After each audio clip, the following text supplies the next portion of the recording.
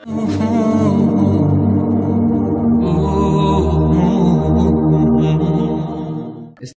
কোরআন দিয়ে আজকে কোরআনের পরিচয় নিব। কোরআনকে জিজ্ঞেস করবো যে কোরআন তুমি তোমার পরিচয় দাও। আমরা কিছু প্রশ্ন করবো, দেখবেন কোরআন অবলীলায় উত্তর দিয়ে দিচ্ছে। তো শুরুতে একটা কথা বলে রাখা ভালো, আমরা কিন্তু কোরআনকে আমাদের বাংলাদেশে কোরআন শরীফ বলি। কি বলি?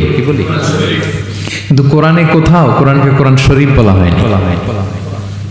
শরীফ আপনি বলতে পারেন, শরীফ অর্থটা ভালোই, সম্মানিত কোরআন। কোরআন শরীফ মানে সম্মানিত কোরআন।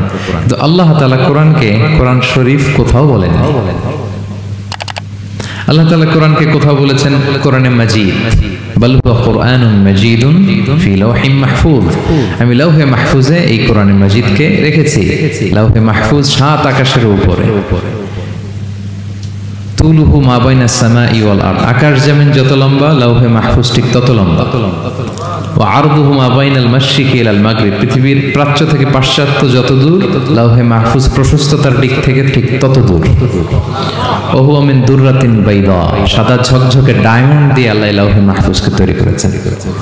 এটা হচ্ছে কোরআনের বাড়ি 7 আকাশের উপরে। তো আল্লাহ বলেছেন বাল হুয়া কুরআনুম মাজিদ, কোরআনে মাজিদ বলছেন আল্লাহ, কোরআন শরীফ বলেন নাই। আরেক আয়াতে আল্লাহ তাআলা বলেছেন ইয়াসিন, তারপরে কি ওয়াল কুরআনিল হাকিম। তাহলে আরেক আয়াতে কোরআনে হাকিম বলেছেন, প্রোগ্রামে কোরআন, কোরআন শরীফ বলেন নাই। সূরা ওয়াকিয়ার আরেক আয়াতে আল্লাহ তাআলা বলেছেন ইন্নাহু লাকুরআনুন কারীমুন ফি কিতাবিম মাকনুন, এখানে বলেছেন কোরআনে কারীম। সূরা হিজরের এক আয়াতে আল্লাহ বলেছেন কোরআনে আযীম, ওয়ালাকাদ আতাইনাকা সাবআম মিনাল মাসানি ওয়াল কুরআনাল আযীম। নবী হে, আপনাকে আমি নিত্য পাঠনীয় সপ্ত বাক্য দিয়েছি আর কোরআনে আযীম দিয়েছি। তাহলে আল্লাহ বললেন কোরআনে মাজিদ, তিনি বললেন কোরআনে হাকিম, তিনি বললেন কোরআনে কারীম, কোরআনে আযীম। কিন্তু এগুলো সব থেকে আমরা কি বলি? কোরআন শরীফ বলতে পারেন, অর্থ ভালোই, কিন্তু কোরআনে নাই, আল্লাহ তাআলা বলেন নাই। আসুন কোরআন শরীফ বলার পাশাপাশি আমরা কোরআনে কারীম, কোরআনে মাজিদ এগুলো বলতে অভ্যস্ত হই, কারণ এভাবেই কোরআনকে পরিচয় দিয়েছেন আল্লাহ তাআলা। পারা যাবে তো ইনশাআল্লাহ? শুধু কোরআনই কোরআনের নাম নয়, এছাড়াও কোরআনের আরো অনেক নাম কোরআনে খুঁজে পাওয়া যায়। যেমন কোরআনের একটা নাম হচ্ছে আল কিতাব। কোরআনের একটা নাম কি? আল্লাহ তাআলা বলছেন মা ফাররাতনা ফিল কিতাবি মিন শাই, এই কিতাব, এই কোরআনে আমি কোনো কিছু বাকি রাখি নাই, সব বলে দিয়েছি।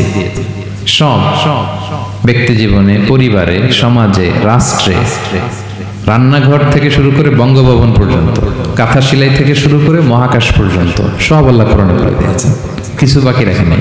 তাহলে কোরআনের একটা নাম আল কিতাব, একটা নাম কি? কোরআনের আরেকটা নাম আল ফুরকান, সত্য মিথ্যার পার্থক্যকারী, the criterion between right and wrong. Quran পড়লে বোঝা যায় কোনটা সত্য কোনটা মিথ্যা। আল্লাহ তাআলা বলেন তাবারাকাল্লাযী নাযালাল ফুরকানা আলা আবদিহি লিয়াকুনা লিল আলামিনা নাযীরা, আমি কোরআনকে ফুরকান বানিয়ে পাঠিয়েছি যাতে করে বিশ্বনবী মানুষকে সতর্ক করতে পারেন।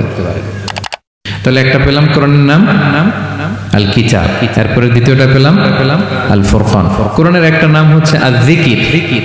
আমরা অনেকে মনে করি শুধু সুবহানাল্লাহ, আলহামদুলিল্লাহ এগুলাই জিকির না, কোরআনটাও একটা জিকির।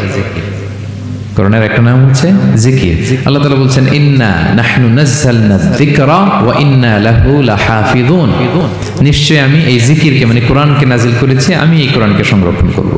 তাহলে কোরআনের একটা নাম পেলাম আল কিতাব, একটা নাম পেলাম আল ফুরকান, একটা নাম পেলাম কি?